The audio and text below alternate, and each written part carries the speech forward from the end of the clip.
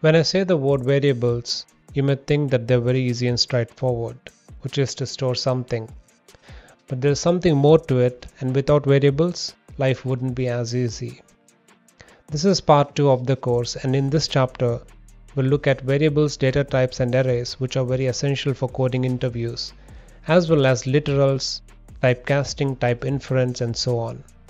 Coming next. In this chapter, we'll talk about variables and data types. Take a look at these equations in math. Now, a question for you. What can I do to these equations so that I can improve the readability and decrease the amount of physical effort required? It's simple. I would just represent these numericals with letters. So maybe I would just call this numerical as A, and I would call this numerical as B, and this as C. Now let's see how the equations look after replacing numericals with letters. So this is how they look. Now the equations look a lot cleaner, more readable. Also down the line, if you want to write hundreds of other equations, you don't have to remember the numericals. You can just use the letters instead. So that will save a lot of physical effort as well. So what's a variable here? A is a variable here, B is a variable here, C is a variable here. So from this, let's try to form a definition of a variable. A variable is something that holds a certain data. In this case, the variable A and B are holding numericals, the decimal numbers. Now let's understand variables in Java. We have our first app program. Let's use the same program and make some amendments to it.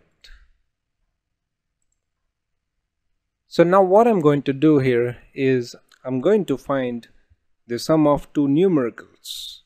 So let's say we have A equals 10 and B equals 4.3. To do the sum of these two numericals, instead of displaying this message, you would just say A plus B. Now if I try to compile this program, the compiler will throw some errors. Let's see what those are.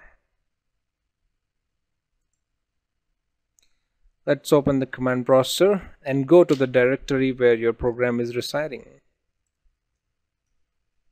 It's in desktop. Let's do CLS to clear the screen. Now let's try to compile the program. Java C, which is a Java compiler. firstapp.java. So the compiler has thrown some errors, which says it cannot find symbol and it is pointing to letter A. Same is the case with letter B. Alright, what's going on? Java is not a human being. It's a computer. It's artificial intelligence. And we humans, we programmers need to be more specific about the information that we're providing to a machine. By that I mean, it's just not enough if you say A equals 10 or B equals 4.3. We also need to tell Java what type of data this A is holding. In this case, it's integer in case of A. In case of B, it's a decimal point numerical. So the keyword that we need to use for integer in Java is int. This tells Java that the variable A is holding a data of type integer. Now for decimal point number, the keyword that we need to use is double.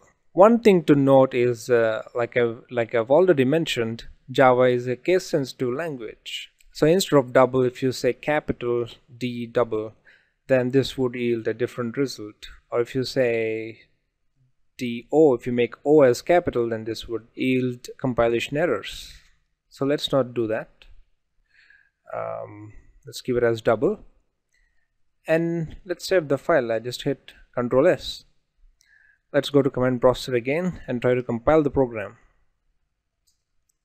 The program got compiled successfully. Now we also have a class file here to run the program. Let's do CLS to clear the screen, and then now let's just try to run the program. So Java space first tab. Let's hit enter. Great. it has shown the output 14.3, which is expected. Now, to make this output look a little bit more meaningful, let's try to prepend a string before the result. So instead of just saying a plus b, what we do is we'll write a string which says the sum of a and b is the result. Now there is one more thing to note here. The character plus, in case of a plus b, it is used to find the sum of these two numericals. But the plus in here is acting as a concatenation operator, which means it is concatenating what's there in the left and what that comes in the right. Now if you try to run this program, you'll see a strange output. Let's see what it is. Let's compile the program and run it. The sum of a and b is 104.3. What has happened? It's supposed to be 14.3. As I said, the plus character serves two purposes. One, it acts as a concatenation operator. Also, it can be used to find the sum of two numericals. In this case, Java got confused to determine whether this is a concatenating operator or to find the sum of two numericals. So what we want is, we want this plus operator to be a concatenating operator and this plus as a plus operator in math. So we need to put them in parentheses. Now let's just try to run the program. Compile the program and then run it. Cool, now it's displaying the correct result. The sum of a and b is 14.3, which makes sense. So a variable has the following syntax. The data type, which defines the type of data, like integer, and the name that you want to give to the variable, something like this, and the value, actual value, that this variable holds. Now let's try to understand what happens behind the scenes when we say int a equals 10. So when we run the program and when the interpreter comes across with this instruction, it will create a memory location to store the value 10. And how would this memory location be identified? With an identifier, which is a in this case. So variable in essence is nothing but this memory location. So down the line, if you do a plus b, the interpreter tries to look at the memory location with an identifier a and get the value inside it and replace this letter a with 10. So behind the scenes it does 10 plus, let's say, 20. Now we have different types of variables in Java, but at this point of time it is way too advanced. After we cover the concepts of classes and methods and a few other topics, we'll definitely be getting back on these variables and we'll explore even more concepts. Now I said a certain memory is allocated, but how much is dependent on the type of data.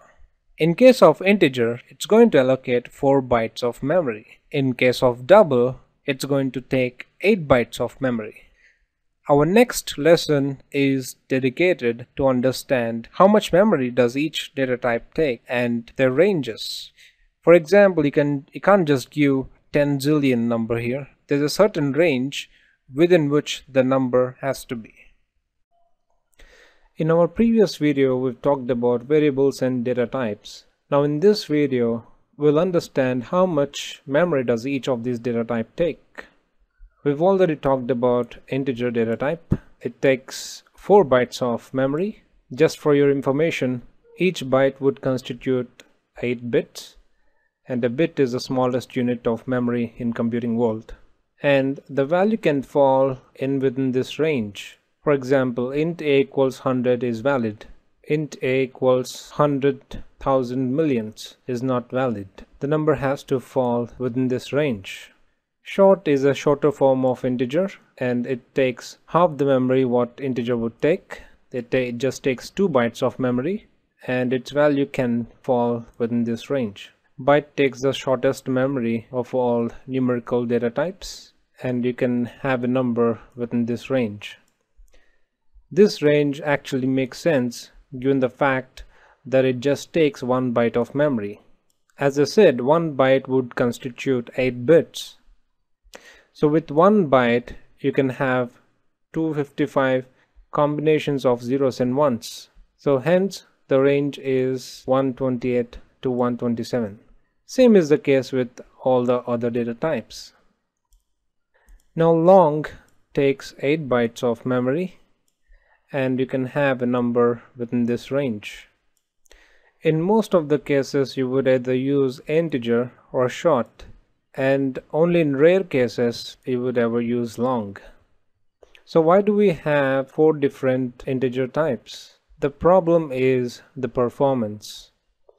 It's because if you have to use a variable that holds a value within this range, maybe let's say the value 120, then if you use long for that, it occupies 8 bytes of memory, whereas if you use byte, it would just consume 1 byte of memory. In case of high-end applications, memory is very precious. If you keep using long even though it is not necessary, then it would degrade the performance of your application.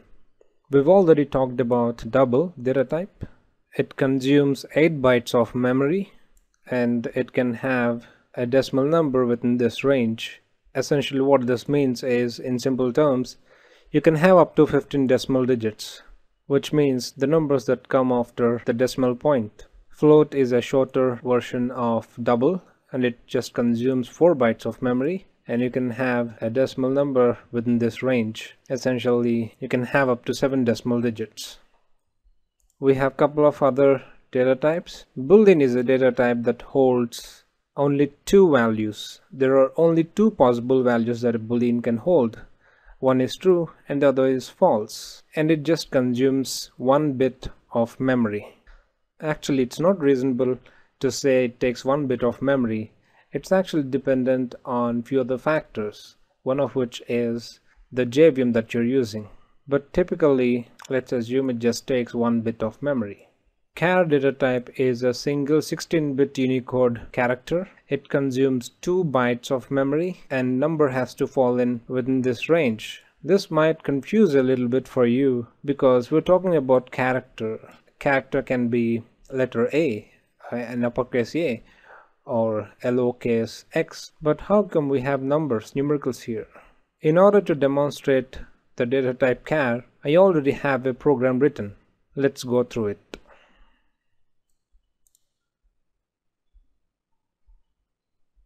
If you take a look at the character variable C3, then it's just holding a single character. In this case, it's A. But character data type can also hold a numerical. If we try to print C1, it won't print 76. Instead, it would print a character which is corresponding to this Unicode. For example, for 76, the character that is corresponding to this is letter L. And for 40, it is the opening parenthesis. Let's run this program so that we'll understand more. Let's open the command processor, go to desktop. That's where my program is residing. Let's do CLS to clear the screen, and do java c char.java. Let's run it. So let's see what has happened. The char for Unicode 76 is L. So this is the instruction which prints that. The char for Unicode 76 is C1. So it just retrieved the letter corresponding to Unicode 76. Same is the case with C2. Char for Unicode 40 is open parenthesis. Now for C3, we're just simply displaying what is there here, the letter A. Now here is the interesting part. The plus plus is an increment operator. Soon we're going to discuss what this is. In this case, what it is doing is, for C3 character A, if you do C3 plus plus, it will just increment the Unicode of A by 1. By that I mean the Unicode of A is 65, and it will increment it by 1, so it will be 66. And when we print C3 now, it would print the character corresponding to the number 66, letter B.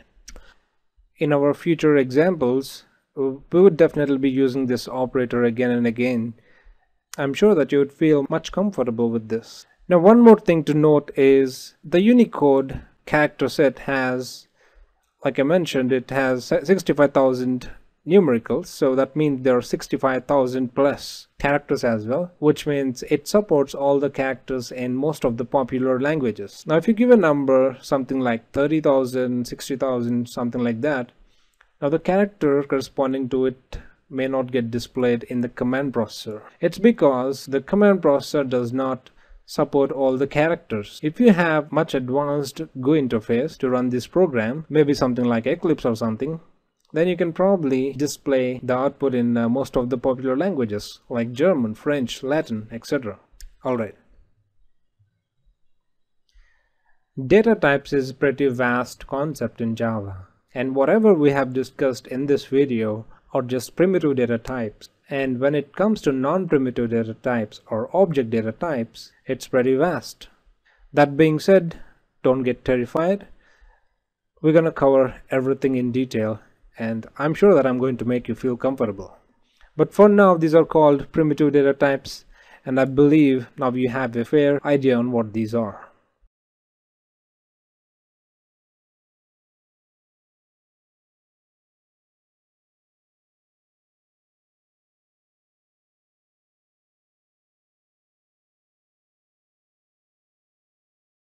Sometimes it's the problems faced by developers or programmers which will introduce new features. Same is the case with arrays. Let me explain you what I mean. Take a look at this program. What we're having is the salary details of 10 different employees of a company. For example, Ron earns $10 million and Krish earns $12 million. Obviously, no paying job would pay you so much whatsoever, but for example's sake, let's assume so. Now, let's say I wanted to find out the average salary of all these employees. The formula that we need to use is sum of all the salaries of all the employees divided by the number of employees. So I would do Ron plus Ben plus Liber plus Krish plus blah blah blah divided by, and then the count 10. Let me just make sure it is 10. 1, 2, 3, 4, 5, 6, 7, 8, 9, 10, 11. Sorry, it's 11. So here is the problem. It is pretty tiresome for me to write, and it's even more tiresome for you to listen. Also, let's say we have some hundreds of employees here, and we need to give a proper count here, which is painstaking process. If I give an incorrect count, then that would yield a very bad result. So how do we solve this problem with arrays? Let me pull pen and paper and let's see a real-time example of arrays.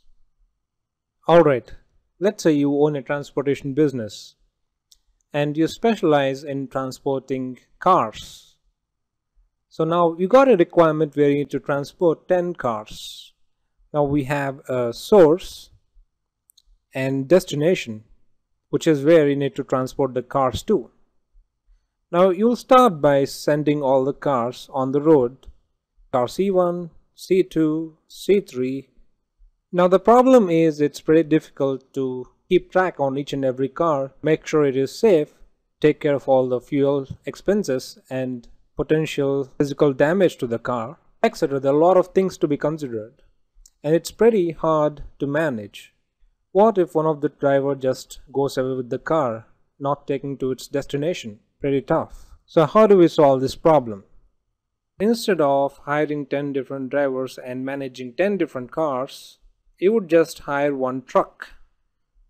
Let's call this truck as truck T. And this truck has a certain capacity. Let's say it has a capacity to hold 12 cars. And each segment or each section will be identified with an index starting from 0. So the first section can be accessed with 0 index, and the second with 1, the third with 2, the fourth with 3. Now once you load all the cars into this truck, and once it reaches to the destination, you can pull a certain car using the index. For example, if you say T0, that would pull the car inside this segment. If you say T3, that would pull the car in the fourth segment. So that's exactly what arrays in Java. Let me go a little bit more technical into this. When you say int a equals 10, as I've already mentioned, this would create a memory size of 4 bytes and store the value of 10 in this, and this memory location can be accessed with an identifier called a in this case. And if you have 10 another integer variables, you would create 10 another memory locations, each of 4 bytes. But whereas if you create an array, it would just create one memory location, one big chunk of memory location, something like this. And whatever the size that you specify while creating the array is the number of segments it contains. And each of these segments can be accessed with an index starting from 0. Now if you want to pull the value inside one of the index, you would access it using the index. If you want to pull the fourth element, you would use index 3. Now let's apply this on our code and let's see how we can solve the problem. Let's get rid of all the code in here and start writing a fresh code. Now the way we declare and initialize a variable is, by the way, we didn't talk about declaration and initialization. We will in a while. But to declare and initialize a variable, we say int ron equals 10. Now to declare and initialize an array, all you would do is to add a square bracket here. Now we can't give the value 10 here. We need to use a keyword called new, and then the data type, which in this case it's int, and then remember I talked about segments? That's what you need to give here. You need to tell Java how many segments of memory would you be requiring. Let's say 10. Now we have an array created. We have 10 memory locations created. All we need to do is insert values in each one of the segments of an array. So to insert a value in the first index, what we need to do is you just say ron at 0 index. Let's change the name ron to something meaningful. Let's call it array. Let me change the name here as well. Array of 0 index equals 10. Array of 1 equals 20. In order to save your time, let me just finish all the typing and then I'll get back. Okay, here we are. Now all you would do to find the average salary is this. Now please note that you may not be able to understand some of these instructions. When we cover the concepts of control statements, classes and methods, you would better understand these equations. We'll definitely be getting back on this example and we'll make you understand. But just for the explanation's sake, what we're doing here is we're just looping through each and every individual item in this array, and then we are adding each other. By the end, we're having the sum of all the elements. And in here, what we're doing is we're getting the sum divided by the length of an array. Going back on the problem statement we had to count each and every individual variable and type the exact count here. But in here, you can just say array.length. So this would just take the length of the array itself. So in here, we're just printing the average. Let's try to run the program.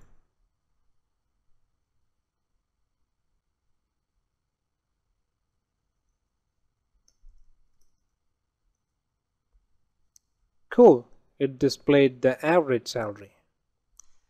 Now the key thing to note here is we gave the size as 10. If you just fill only 5 of them, we would still be having 10 memory locations. So when we do array.length, it actually gets the size of an array, which is 10, regardless of number of segments that were filled. So that's one of the primary disadvantage of using arrays. You have to know upfront the size of the array that you're going to use. Otherwise, most of the memory will be wasted. The point that I want you to take away from this is, let's say we have thousands of employees. You don't have to type in each and every variable. Instead, you can just have the similar lines of code which would do the magic.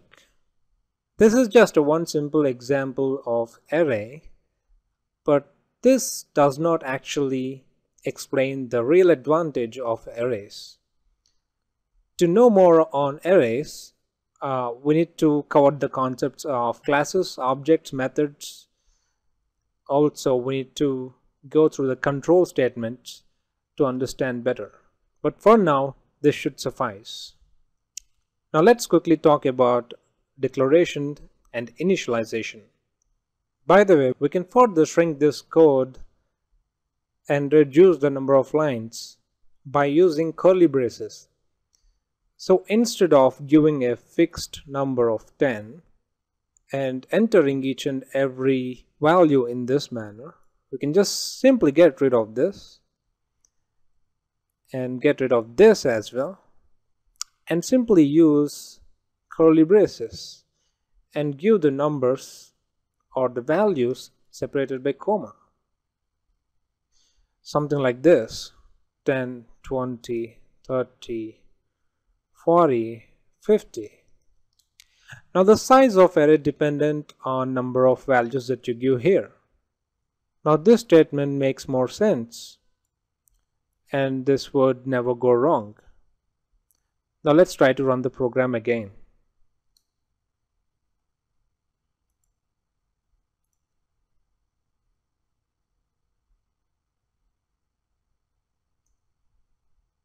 Cool, we got the average.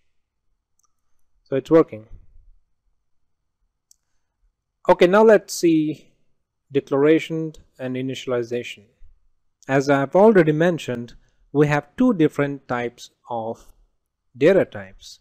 One is primitive, other one is non-primitive or object type. In case of primitive data type, like int equals 10, this is the declaration part, and if we assign some value to it, that's called initialization. So when we say int a, we will create a memory location with a as the identifier, and we would have a default value of 0 regardless of initialization.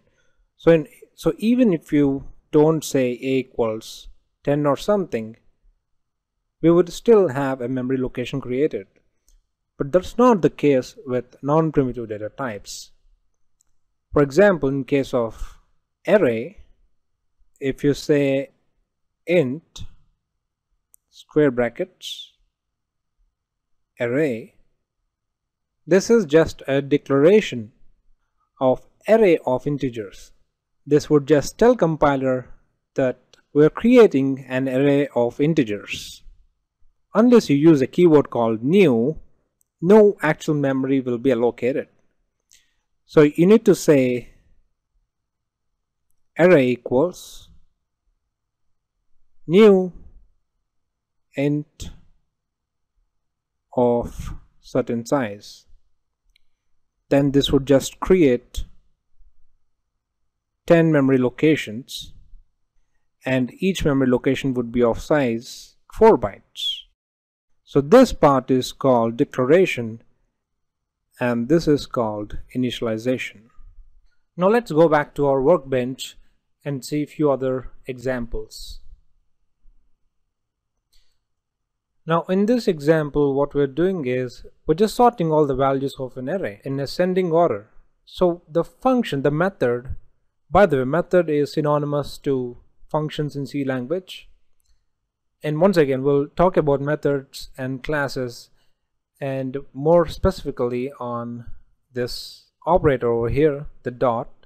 But for now, just think of this as a function in C language, and it takes some value and do some processing. In this case, it just takes array and it sorts all the values in it. Looks like our list is already sorted. Let's shuffle them a little bit. Maybe let's say 40, 10 or 20, and would give 99 here, and maybe 300. Let's save the file and run the program. Compile the program and then run it. We have the output in sorted order. Great. Let's take a look at one more example.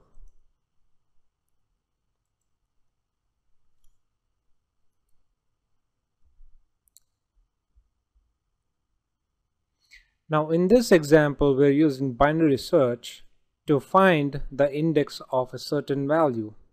Let's say we wanted to find the index of the value 40.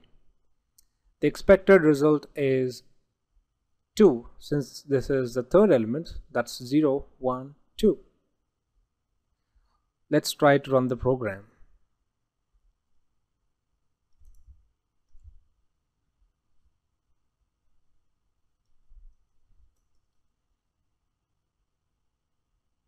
We got the output that we were expecting. Now, like I said, you may not be able to understand some of these instructions. We'll definitely be covering all these concepts, and I'm sure that I'm going to make you feel comfortable with this. The methods like this are all predefined in Java. They come with the standard edition. In order to know more on what sort of manipulations you can do with arrays, you can take a look at this link. And it's pretty hard and especially time consuming for you to go through each and every functions provided by arrays. I gave you 2 examples. Use those examples to experiment with methods offered by arrays. In this video, we'll talk about literals in Java. A literal is nothing but a fixed value or a fixed data. Take a look at this instruction. The data that you see on the right hand side is an integer literal, since it's an integer value. This value can also be represented in multiple forms. This can be in hexadecimal format. This can also be in binary format. Let's take a look at the example of integer literals. Let's go to our workbench.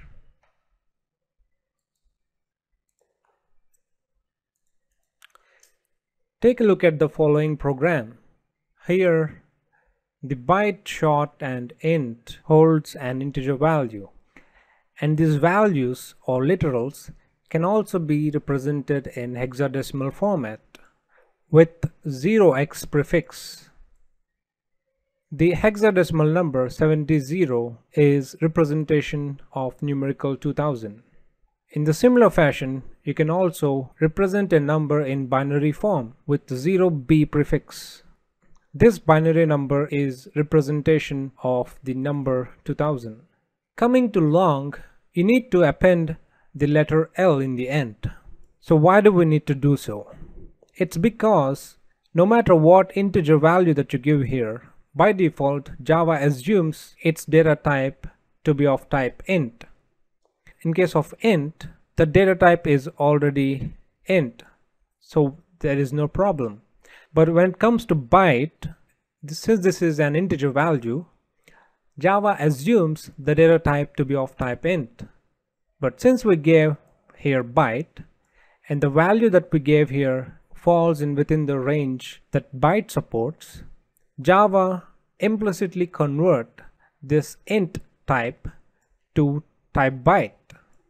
And we know that byte takes lesser memory compared to integer. Same is the case with short. But when it comes to long, if you give a value which is in the range that int supports, then Java does not complain. Even though you tell Java that this is of type long, it will just allocate 4 bytes of memory.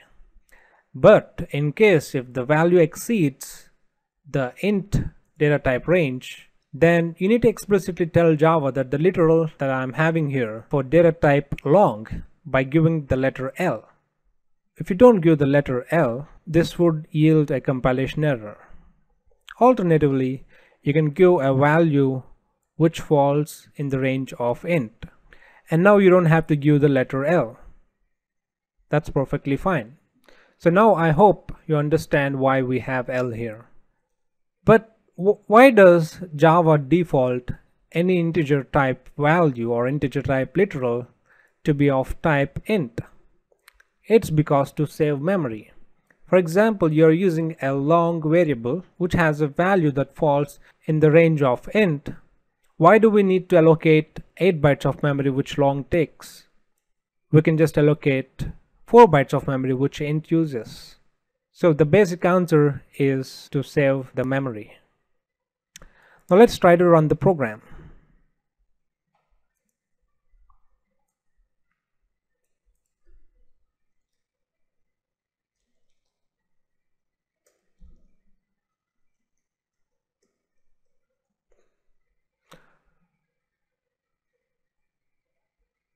So we have byte as 120, short as 1000, integer value as 2000, and then we just represented 2000 in hexadecimal format, but when we print it, it actually printed the numerical.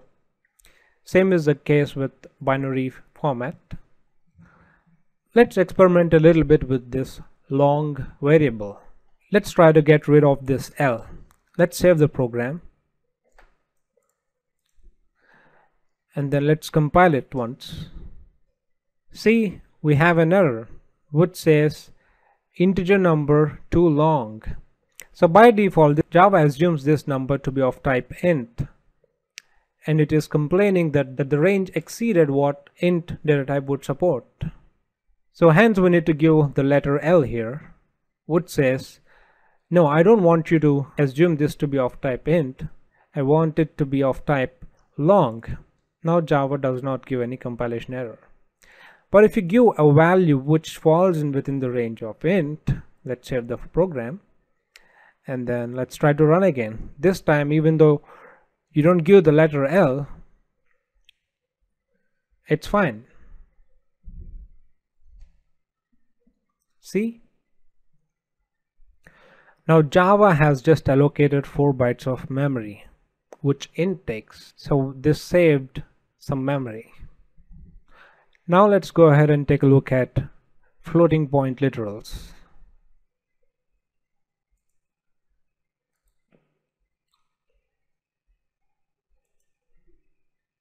A floating point literal can be represented either in decimal number with a decimal point or in exponential format. Going back a little bit, if you take a look at this table, we have specified the range of both float and double in exponential format. This is representation of numerical in a scientific notation. And the strange thing here is, even though float takes only 4 bytes of memory, since it's representing numbers in exponential format, it can even accommodate the maximum value that long supports. So even the float just takes 4 bytes of memory versus long, which takes 8 bytes of memory, it can easily accommodate any long value. Talking about exponential notation and how to convert a decimal number to exponential notation is beyond the scope of this tutorial. You may want to explore it from other sources, but I feel it's really not worth knowing. You would seldom use it. Note that we need to have the letter F in case of float. Guess why? No matter what decimal value that you give here, Java assumes this literal to be of type double. The reason is to improve the precision. When you're dealing with decimal values, you need more precision. For example, if you calculate the value of pi, which is 22 divided by 7, the output that you get might be requiring double. The maximum value that float supports may not hold it. So you need more precision, and hence we need to have the letter F here. Otherwise Java assumes this to be of type double. Let's run this program.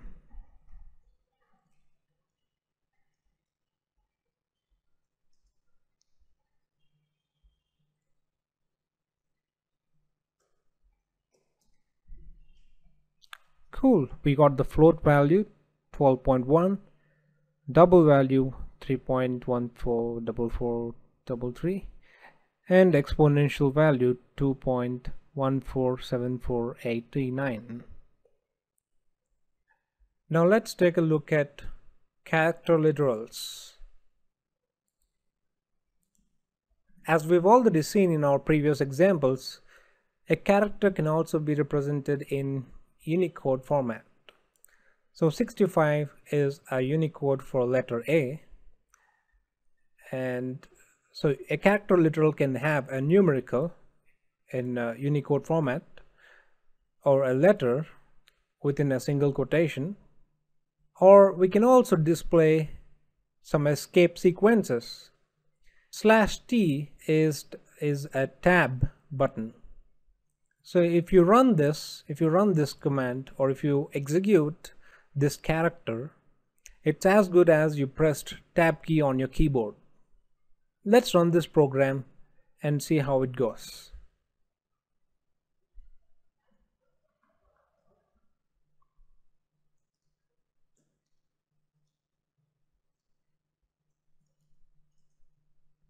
Cool, the output is as expected. So the escape sequence that we used here printed a tab. That's the space that you see here.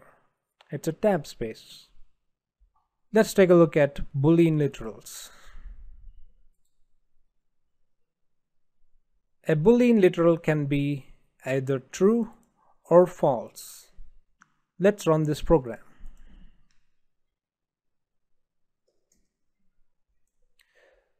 So in our first line we're just printing the value true. In second line we're printing the value false. Coming to third and fourth lines, we're having an expression here. Is 10 greater than 100? Is it true or a false?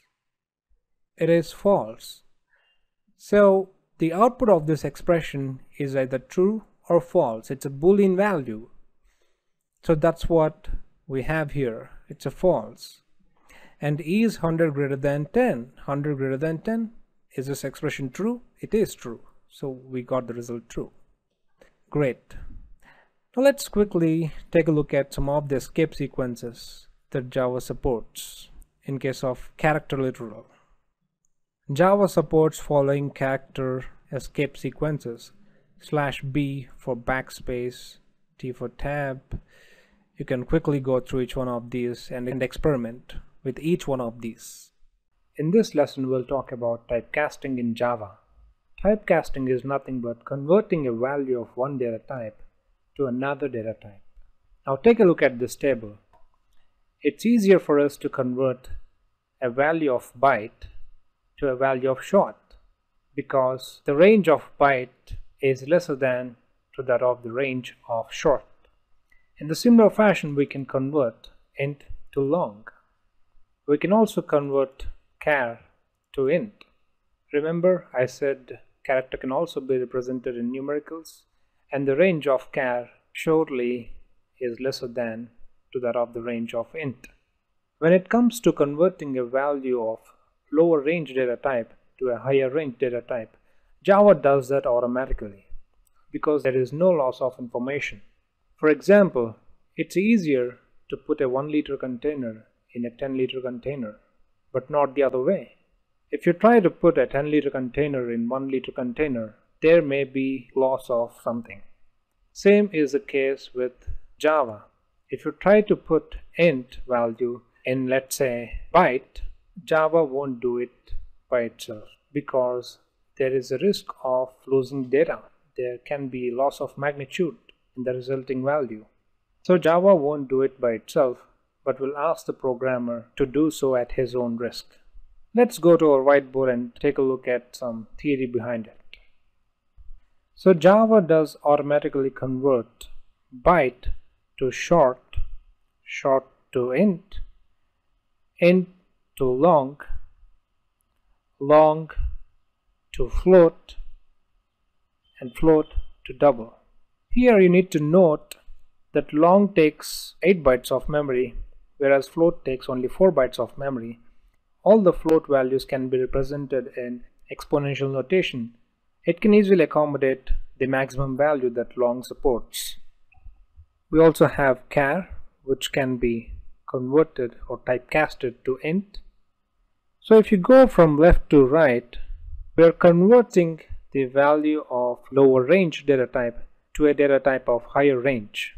This is called widening. For example, you could convert byte to short, you could convert byte to long, you can convert char to float. And the name widening makes sense because byte takes 8 bits of memory, whereas int takes 32 bits of memory. And like I've already mentioned, you can easily insert a 1 liter container in a 10 liter container. And in the similar fashion, the 8-bit memory is actually widened to a 32-bit memory. So essentially we have widened the space. But whereas when you try to convert int to byte, you're trying to convert a value which is in a 32-bit container to 8 bits. This mechanism is called narrowing, and the arrow goes from right to left. So if you try to convert double to int, it's narrowing, long to short, it's narrowing, etc. In case of narrowing, Java does not do it on its own. It's up to developer because there can be loss of data. When Java tries to convert a 32-bit value to an 8-bit value, obviously it cannot accommodate the entire numerical. Now let's take a look at the syntax of typecasting. A quick question: what are we doing here? Are we doing widening or narrowing? We're doing widening. We're trying to convert a value of type byte to integer. This is called widening, and doing so does not yield any loss of information. Hence Java does it on its own.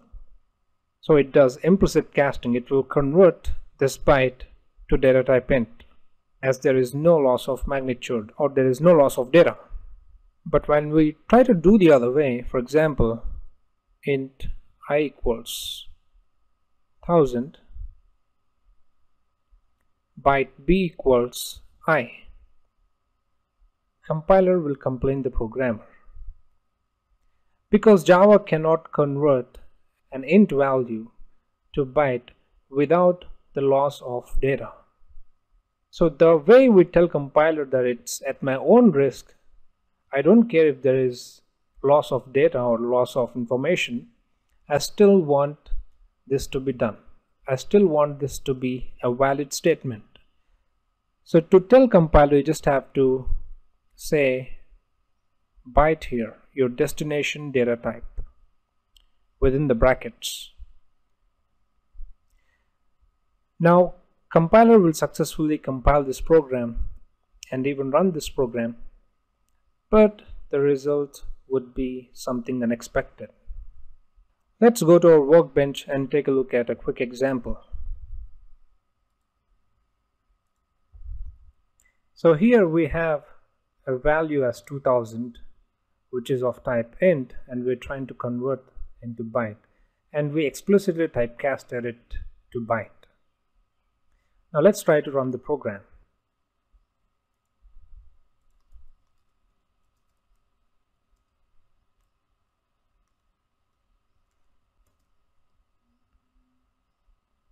And then let's run it.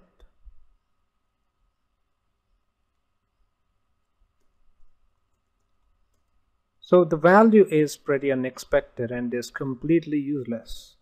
So let's see what has happened behind the scenes. The binary representation of the numerical 2000 is this. And since we said int a equals 2000, this entire thing is stored in 32 bits of memory. And when we say byte b equals 8, it's going to create 8 bits of memory, and somehow Java needs to manage to put this number 2000 in 8 bits.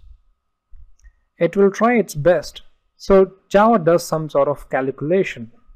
It will straight away ignore all the 24 bits and would consider only 8 bits, which is, and then it checks if the most significant bit is 1 or 0. If it is 0, it will straight away print the decimal number of this binary representation. And since it is 1, it will go ahead and try to do the ones complement of this binary number. So ones complement is nothing but the negation of this number. So it's just replacing ones with zeros and zeros with ones. And now the decimal value that you get is 47. It will add plus 1 to it, and we get the value 48. And in Java, all the integer types are signed. So since we have 1 here, which means negative sign, minus, it will treat this number as a negative number, and hence we got the output as 48. Throughout my career of decade and a half years of experience in using Java, I have never ever used narrowing for primitive data types. I don't even think of a scenario where you would need a narrowing for primitive data types. You'll have to check with the designers of the Java. But I did use widening a lot of times. Well, now going back a little bit, you might be wondering why char cannot be converted into short, even though they take same bytes of memory. That's because char is unsigned, but whereas short is signed. So out of 2 bytes, 1 bit will be allocated to decide the sign here, whether it's minus or plus. But whereas for char, it starts with 0. 0 to 65,536, all are positive integers. Okay, now let's take a look at widening and narrowing examples.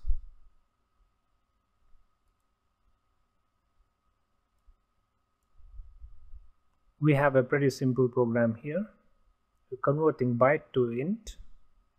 So byte b equals 10, int I equals b.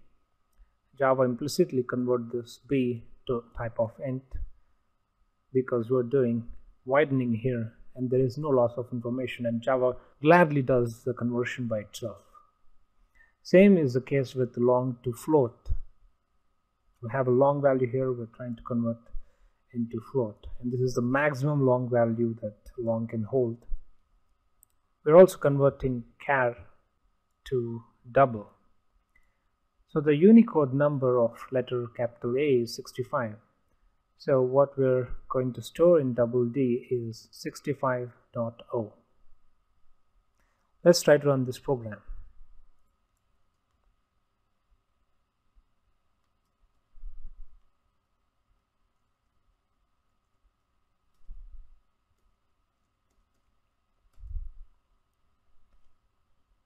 Cool, we got the expected output. Now let's take a look at example of narrowing.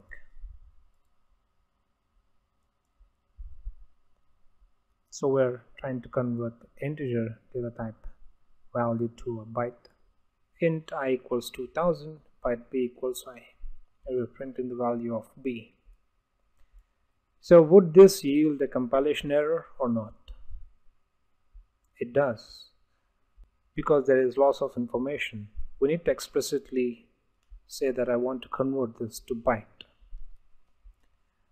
Now this will We've actually already taken a look at this example, so I'm not going to waste your time running it again.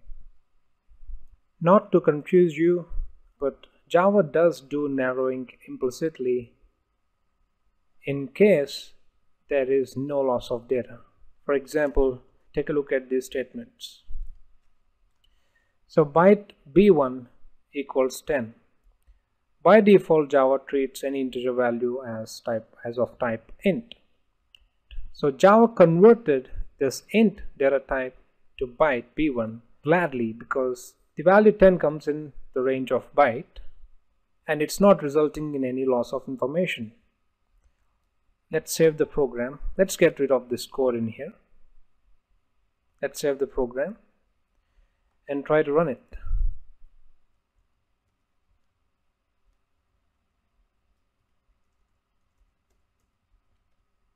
Not to confuse you further, but let's take a look at a few more statements. Now what we're doing here is essentially the same thing. The only difference is we have explicitly initialized the variable a with value 10. Now if you run this program, do you see errors? Yes or no? The answer is yes, we do, because we explicitly stated that the value a is int. So it's our responsibility as a programmer to explicitly cast this a to type byte. First, let's try to run without typecasting it and see what happens.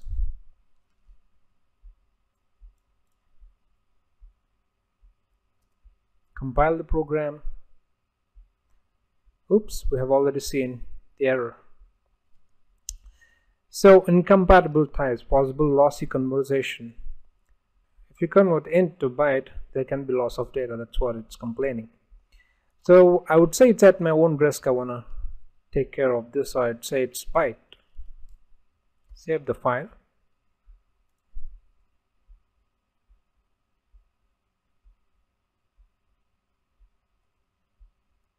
Compile the program. Run the program. Good. The result is expected.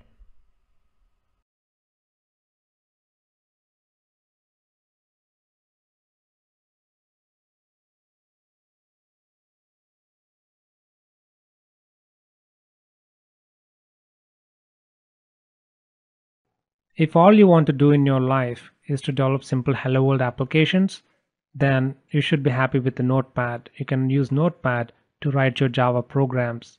But in all likelihood, you want to go beyond a Hello World application and actually write some meaningful Java programs or create applications. Well, in that case, you have to get rid of a Notepad and actually install IDE or Integrated Development Environment.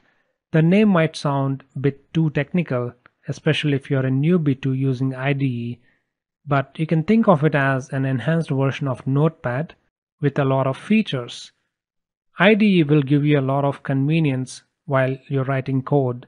For example, it will give you auto suggestions so that it will save some development time, or it will show the compile time errors right when you're typing the code, and you don't have to manually compile the code yourself. So stuff like this will definitely give you a lot of convenience while writing your Java programs. So the next thing we're going to do is to install an IDE. Now, there are a lot of IDEs available in the market. Some of them are paid, some of them are open source. For example, we have Eclipse, we have NetBeans, we have IntelliJ, which is one of the popular IDEs, etc. But the one that I'm going to install right now is going to be NetBeans. Well, one of the popular IDEs used in the industry is Eclipse, but I'm not going to install it right now because the user interface of Eclipse is not so user-friendly for beginners. So we're going to stick on with something that sort of sits between a Notepad and Eclipse, and that IDE is NetBeans, which is also an open source. You don't have to pay a single dollar. You can download it and use it. So let's take a look at how we can install NetBeans IDE. Let me go to the browser and type in netbeans.org.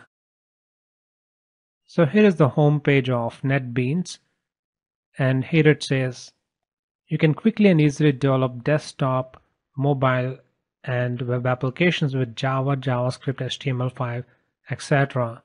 What we're interested in right now is just Java. Click on download. Once you're in this page, go ahead and click download. If you're interested in older releases, then you can check this out. Otherwise, just download this. That would take you to this page. Here you can either download the source or the binaries. Since NetBeans is an open source software, you can actually get access to its source code. But let's just download the binaries. We're not going to do anything with the source code. So click this link. That would take us to yet another page. Click this link here. That would actually download the NetBeans. I've already done that, and so I have it in here. Use a software like WinZip. In my case, I'm using 7-zip software in order to extract all the files. And once I extracted this zip file, I got this folder. Just open it, go to bin folder, and double click netbeans64.exe if your operating system is a 64-bit operating system. Otherwise, you want to open up the other one. In my case, I have Windows 64, and I'm going to double click it.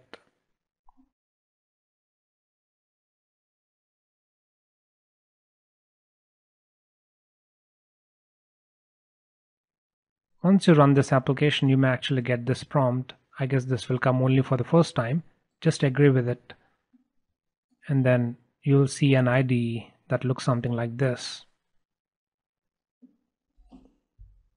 If you get any additional prompts while installing, just accept all those prompts and finally install NetBeans. One of the prerequisites of using NetBeans is that you have installed JDK. In one of our previous lectures, we have seen how to install JDK, and I hope you've done that. So without any further delay, let's run our first Java program.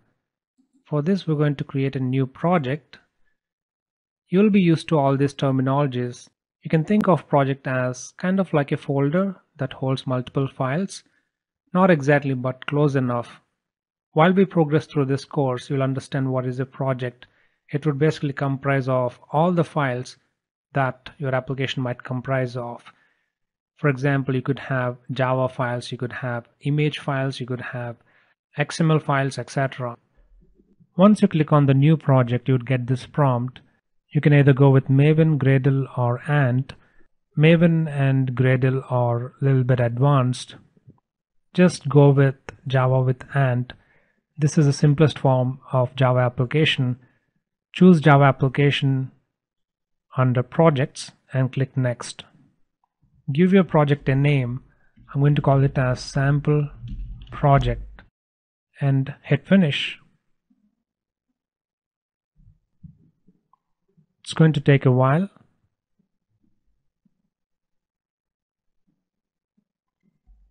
So this has created the project along with a Java file where we can start writing the source code. I'm just simply going to say hello world or whatever as part of this is out statement. And as soon as I press the dot, you would see some suggestions coming. That's the beauty of IDE. Out dot println, and you can say whatever you want in here. Let me also increase the font size just a bit. I'm not quite sure how to do that, so before I waste your time, let me pause the video, increase the font size, and then get back. Okay, it's quite easy. You go to Tools, Options, and select Fonts and Colors, and you can change the size in here. I hope you're able to see the text now. Let's run our program.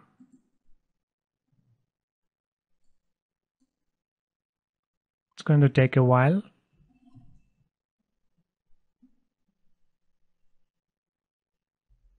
So this has displayed our message, which is great.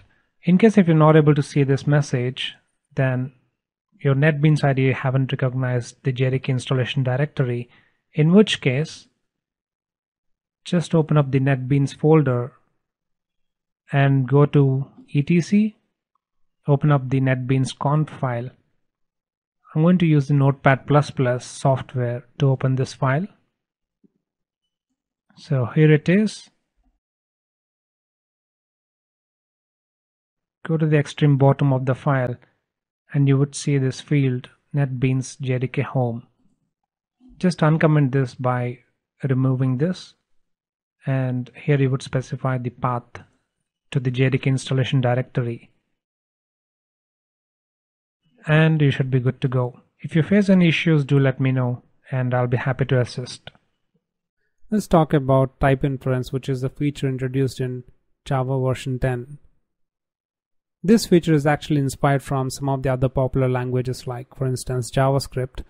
If you're used to JavaScript, then you probably know that while declaring and initializing a variable, we don't have to explicitly mention the type of that variable. That, however, doesn't hold true in case of Java only until version 10. With type inference, we don't have to explicitly mention the type of the variable. We can just say var, and no matter what value that you assign, you don't get any compile time errors. For example, I can change this to 10.1, no errors. I can make this a string, still no errors. We can even assign our own types or collections like list and set, and you still don't get any errors. Basically, although we're not explicitly mentioning the type of the variable, compiler is actually doing that job by looking at the type of the value that we're assigning. It looks at the value, and based on that it can figure out the type, and same would be assigned as the type. However, in case of Java, we have certain restrictions. For example, you can't have this as part of the class member variable, or as method argument, or even as a method return type. You can't have var as a return type. That's not allowed. And similarly, you can't have var x or something of that sort. That's not allowed. The obvious reason is the user of this method does not know what type of value that he needs to send to this method. If this is accepted, for instance, then the user of this method can actually send something whose type is not supported by the internal logic of this method, and so we're going to see an error. So you're only limited to use type inference as a local variable of a method, or as part of index variable in a for loop, or you can also use it as part of try with resources. You shouldn't have any problems there. I hope you enjoyed this tutorial. Please like and subscribe. The link to the next part of this course is in the description below. Also, if you want to learn Java with practice, with quizzes, assignments, coding puzzles and interview questions, I cannot do that on YouTube. So you need to take this course on my own website. The link is in the description below. I'll see you in the next part of this course.